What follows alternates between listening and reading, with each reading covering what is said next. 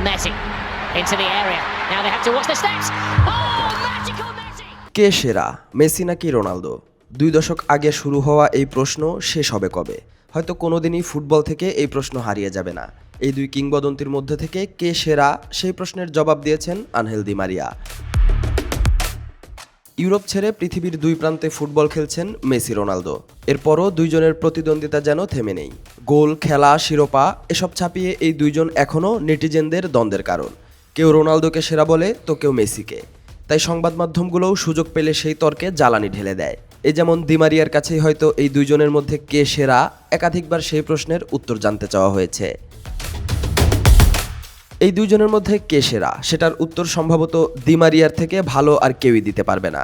Real মাদ্রিদে থাকাকালীন লম্বা সময় রোনালদোকে কাছ থেকে দেখেছেন, একই সাথে খেলেছেন। আর মেসির সঙ্গে তো দেশের জার্সি গায়ে খেলেছেন শৈশব থেকে, একই সাথে বিশ্বকাপ উঁচিয়ে ধরেছেন। তাই এই প্রশ্নের উত্তর দেওয়ার জন্য হয়তো সঠিক ব্যক্তি দি মারিয়াই।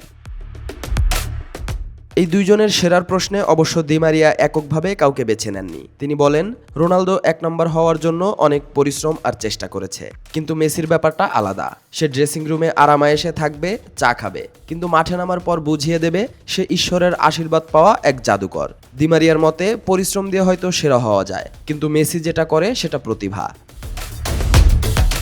প্রায় 1 যুগের বেশি সময় মেসি রোনালদোর যে প্রতিদ্বন্দ্বিতা ছিল সেটা খানিকটা মলিন করে দিয়েছে বিশ্বকাপ। ইউরোপিয়ান ফুটবলে তারা একে অপরকে ছেড়ে কথা না বললেও বিশ্বকাপের মঞ্চে রোনালদোকে ছাড়িয়ে সামনে চলে গেছেন Messi.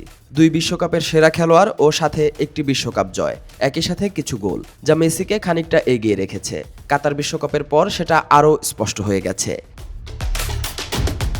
Salauddin Saju, sports 24 BD.